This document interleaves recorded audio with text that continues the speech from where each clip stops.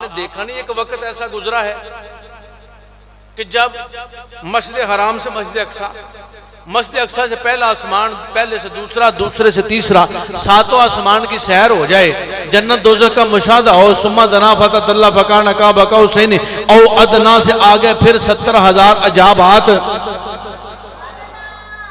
ये एक जलसा, दो खतीब थे, एक तो नात खां होगा, तो 3-4 घंटे लगे हैं। जहां इतने अंबिया ने तकरीरें की हों, हुजूर ने इमामत फरमाई हो, कितना वक्त लगा होगा। लेकिन जब करीम जलवा गर हो, बिस्तर गर्म हो, गल ही हजम कर गए हो। मैं बड़े छोटे मजमे च गल कर बैठा। बिस्तर गर्म हो, कुंडी हिल रही हो, पानी चल रहा हो, और ये तो नबी की बात है। हमने तो ये भी देखा है कि अली के लिए सूरज वापस आ सकता है। यार ये तो नबी की बात है, अली के लिए सूरज पलट सकता है। हमने तो ये भी देखा है, काले रंग का बिलाल अजान ना दे तो सूरज ना निकले। न जाने तुम कौन सी इल्म की बात करते हो। हमने तो देखा हस्ब नस्ब वाले कबीले के सरदार, रंग के गोरे,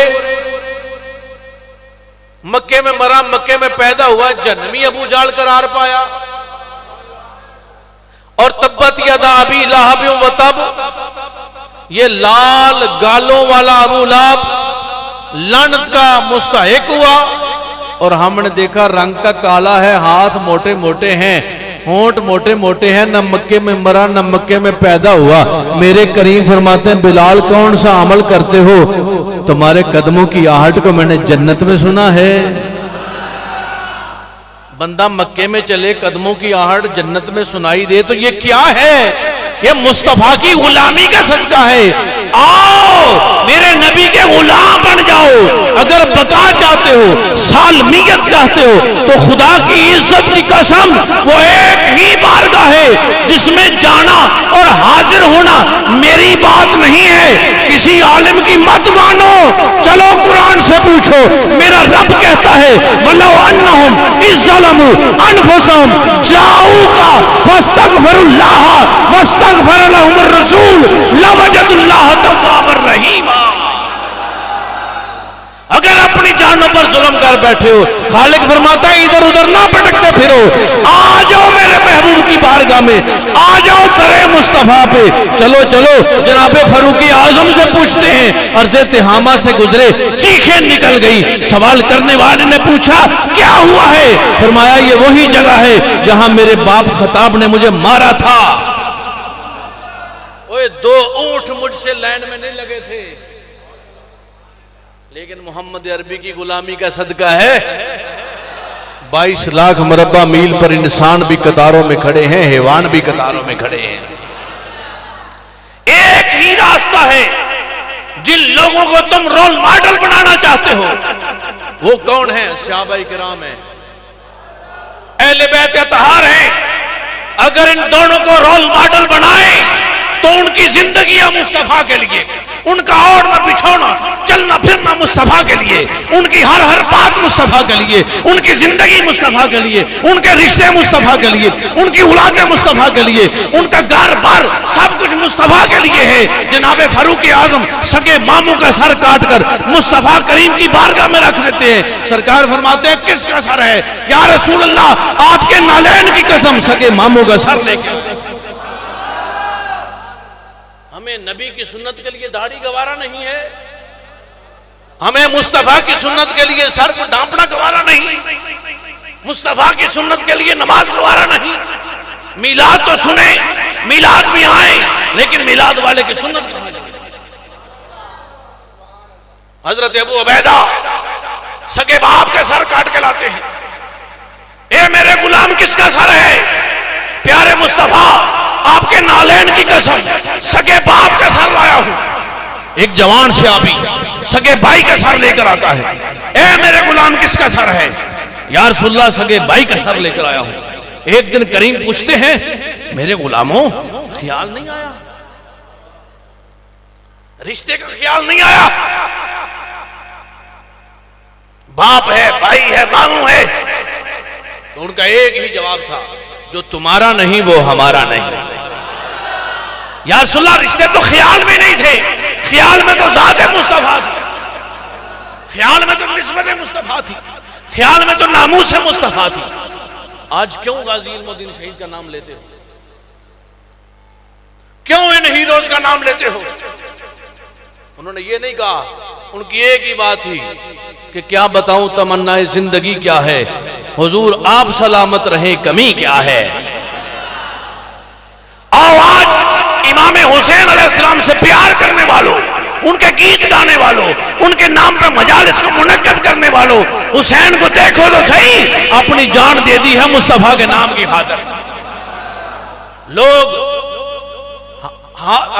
सर बचाने के लिए हाथ देते हैं, लेकिन हुसैन ने हाथ बचाने के लिए सर दे दिया है।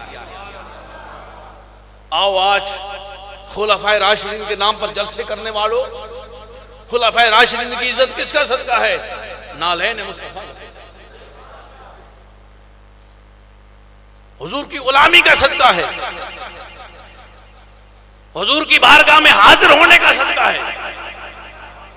आओ जिनको हम रोल मॉडल बनाते हैं, आज हमारी बकाओ सालमियत भी नौजवानों इसी में है कि मिलाद के जलसे भी सुने, लेकिन जब हय्या अलस सलाह का बुलावा आ जाए अपने रब की बारगाह में सर बसजूद भी हो जाए। हमारी बकाओ सालमियत अगर मस्तूरात बैठी हुई हैं, औरतें बैठी हुई हैं, इनसे भी एक बात करना चाहते हैं, क्योंकि ईद का दिन था, सरकार औरतों के पास खिताब करने के लिए चले गए। हुजूर ने क्या फरमाया कि सबसे ज्यादा जन्नत में औरतें जाएंगी। सदका तो खैरात करो, अपने घरों के माहौल को दुरुस्त करो। हम क्या करते हैं, पहले क्या होता था, बच्चे रोते थे ना तो उनको लोरी सुनाती थी। मैंने खुद देखा, हमारी दादी अम्मा, हमारी नानी अम्मा वो लोरी देती थी, तो लोरी में क्या होता था, नबी पाक की कोई नात होती थी। हकीकत बात है। आज कहां गई वो दकिया नूस दादियां, वो माएं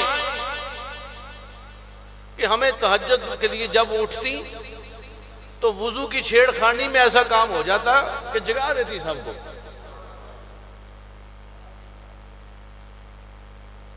वो आटा गूंथती हैं तो फजर पढ़ के गूंथती हैं, बावुजू होकर गूंथती हैं, वो खिलाया जाता। और जब हम खाने के लिए बैठते तो हमारे वालिदैन, हमारे बुजुर्ग घर के पहले अपने हाथ धोते हैं, दस्तरखान लगा होता है, हाथ धोते हैं, फिर बच्चे भी उनके पीछे चलते हैं।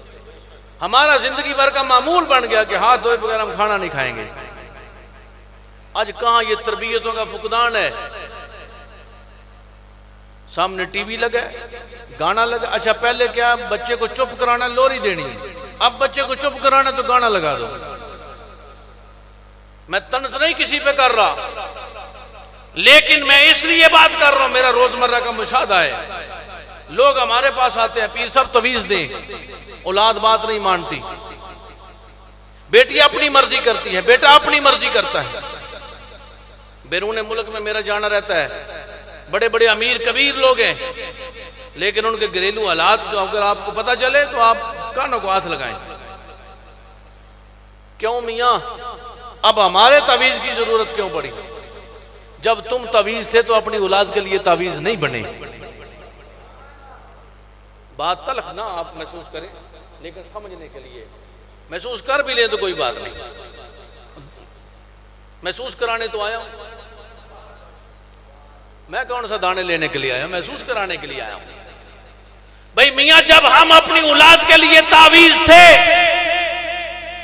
तो हम तावीज नहीं बने, हमने अपनी औलादों पे तरबियत पे तवज्जो नहीं दी। उसका नतीजा क्या निकला? बेटे चौकों में खड़े होते हैं, शराब की बोतलें बगलों में हैं। उसकी वजह क्या है? सिर्फ यही नहीं, हमने बूढ़ों का मजमा देखा तो वो कब्रिस्तान में बैठ के ताश खेल रहे हैं। हो रहा ना ऐसा? उन नौजवानों को हम समझाने निकले तो देखा कि बूढ़े भी कब्रिस्तान में ताश खेल रहे हैं। भाई मियां अब इनका क्या कसूर है? आओ यारो आओ, मिलाद के जलसे महाफिल, ये हमारा आना सफर करना, ये नजराने लेने के लिए नहीं है। शायद के उतर जाए तेरे दिल में मेरी बात। तो ये रमजान भट्टी साहब ने जो जलसा मुनक्कद किया है, हमारे किसी एक की जिंदगी में कोई एक चीज उतर जाए। कालब ना समारो, ओ कालब तो बिलाल तो रंग का काला था। कालब ना संवारो, हम मेकअप कालब का करते हैं, आओ कभी कलब का मेकअप भी करो। जब कलब सुथरा हो जाएगा, दिले बीना भी कर खुदा से तलब, आंख का नूर दिल का नूर नहीं, अखा वाले नूर ना समझ, ते चिट्टे कपड़े ते रत्ते ते लाल ते काले ही ना समझ। इस दिल को पाक करो यारो। ये रमजान भट्टी साहब ने जो जलसा मुनक्कद कर दिया, हमें मौका दिया, हम हुजूर का जिक्र कर रहे हैं। मुझे इतनी दूर से बुला लिया, अब मैं हाजिर हुआ, लेकिन यारो रात 12 हुजूर का जिक्र करें। एक बड़ी सादी बात करके अपनी बात को खत्म कर रहा हूं, वक्त हो चुका है। यार चाहता है, मुहिब चाहता है मैं वो काम करूं जो मेरे महबूब को पसंद आए। ये तुम्हारी दुनियादारी की बात है। नौजवानों, तुम वो ड्रेस पहनते हो जो तुम्हारी महबूब को पसंद हो। तुम्हारी कटिंग, तुम्हारा उठना बैठना ऐसा होता है जो महबूब को भा जाए। यार कहता है मेरा यार राजी हो जाए, और यार यार नाल केड़ी गल लगे आंदे हो ना। ये सारे महबूब, ये तमाम यारियां ये दूना सिंह में रह जाएंगी, साथ नहीं जाएंगी। एक ऐसे यार से यारी लगा लो, यहां तो यार 2 नाराज हो जाएंगे तो 4 राजी हैं। ये इससे काम ना होगा तो उससे हो जाएगा। लेकिन एक मंजर, एक मुकाम ऐसा आने वाला है, हम यहां बैठे पता नहीं उठे कि ना उठे, वहां सिर्फ एक यारी है, एक महबूब है, एक ही हबीब जलवागर है। आओ आज ऐसा किरदार अपनाएं कि उस महबूब को हम पसंद आ जाए। वो महबूब हकीकी मुस्तफा जाने रहमत सल्लल्लाहु अलैहि वसल्लम है। अपना उड़ना, उठना, बैठना, ओढ़ना, बिछौना, अपने खद्दो खाल, अपना कल्बो कालिब, जुबान हुजूर के जिक्र में तर हो तो सीना हुजूर के इश्क में तर हो। जब जो बंदा वो मियां साहब की आख्या, जो किसी दा आशिक होवे उसे दी गल करदा, 100 मकर बहाने पाके ओदे ही मरने मरदा। आओ इस जिक्र को महाफिल तक ना रखो, अपने कल्बो कालिब में डालो। इस जिक्र की बातें सिर्फ महफिल तक ना रखो, अपने आप को इसमें ढालो। जब ढालोगे, तुम जा रहे होगे तो देखने वाले कहेंगे मुस्तफा का गुलाम आ रहा है। हजरत उमर फारूक का दौर है, फारूक आजम का दौर है। थक तो नहीं गए? बात खत्म कर दें। फारूक आजम का दौर है। एक शख्स खड़ा हो गया बाजार के चौक में, एक खातून से कहता है मैं तुम्हारा गर्विदा हो चुका हूं, तुम्हारी मोहब्बत में गिरफ्तार हूं। उसने कहा कोई बात नहीं, मैं तुम्हारी बात मानूंगी। 40 दिन उम्र फारूक के पीछे तुम्हें नमाज पढ़ना पड़ेगी। हम तो सारा कुरान भी रट्टा लगा जाएं, मस्जिदों में भी बैठे, पीरों के हाथ भी चूमे, बैत भी कर लें, किरदार ना बदले। मुझे तो ऐसी पीरी मुरीदी की समझ नहीं आती।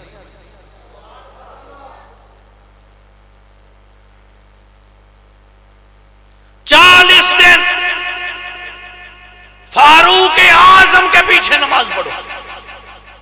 अब वो आता है नमाज पढ़ता है, लेकिन आगे फारूक आजम पीछे खड़ा हो क्या कहता है? पीछे इसी इमाम के, पीछे इसी इमाम के। आज तुम्हारा भी कसूर नहीं है, हमारी भी अमामतें ऐसी हैं ना। हम यहां नमाज पढ़ा रहे होते हैं, चक्कर हम बाजार के लगा रहे होते हैं, फिक्र तनख्वाह की पड़ी होती है, मस्जिद कमेटी के मामलात बने पड़े होते हैं। हजरत एक शख्स, चंद दिन पहले की बात है, मैं एक जगह था, तो वो कहता है जी अब मस्जिदों में भी सुरूर नहीं आता। मैंने कहा यार ये तो कोई बात नहीं। कहता है मस्जिदें इतनी हसीन बन गई, सुरूर नहीं आता। मैंने कहा जो कच्ची मस्जिदें थी ना वो बनाई थी खुद, अब ये मस्जिद का मीनार भी वो चौधरी बनाता है जो अच्छा खासा सूद पे पैसा देता है। नाराज ना होना यार, अपने माल को पाक करने के लो जी मौलवी साहब ए 5 लाख मेरी तरफों में, ये आया किथों है? असा भी तो मैं कहा सूद के पैसे नाल मीनारे बना छड़े ना, तो जरूर हो ही होना ना। ते हैया अल सलावी, ओ मेरे एक दोस्त ने ते इतवार का दिन मैं टेलीफोन किया ते बेला सी जोर का, उन्हें मैंने फोन किया, मैं मस्जिद सा, तो मैं क्या जोर का टाइम है बाद च गल करनी, तू नमाज पढ़ाने नहीं गया? कहता अज इतवार है ना, छुट्टी है। मतलब ये है कि फैक्ट्री थी ना उसकी मस्जिद थी, तो फैक्ट्री इतवार को बंद होती है, तो इमाम साहब की नमाज की भी छुट्टी है। मेरे नबी ने तो फरमाया था जो ताज़ीम काबा नहीं करते इसको इमामत से हटा दो। उसने कुछ नहीं किया, काबे की तरफ ना सिमते काबा की तरफ थूका था। सरकार मैं कौन है? हमारी मस्जिद का इमाम है। फरमाया जिसको ताज़ीम काबा का पता नहीं इमामत कैसे करेगा? 40 दिन नमाज पढ़ रहे, 40वें दिन वो खड़ी है बाहर, मोमिना थी ना, कहने लगी आजा भाई तेरा वादा पूरा हुआ। मैं खड़ी हूं, उसने कहा अब तेरा पूरा हुआ मेरा नहीं रहा।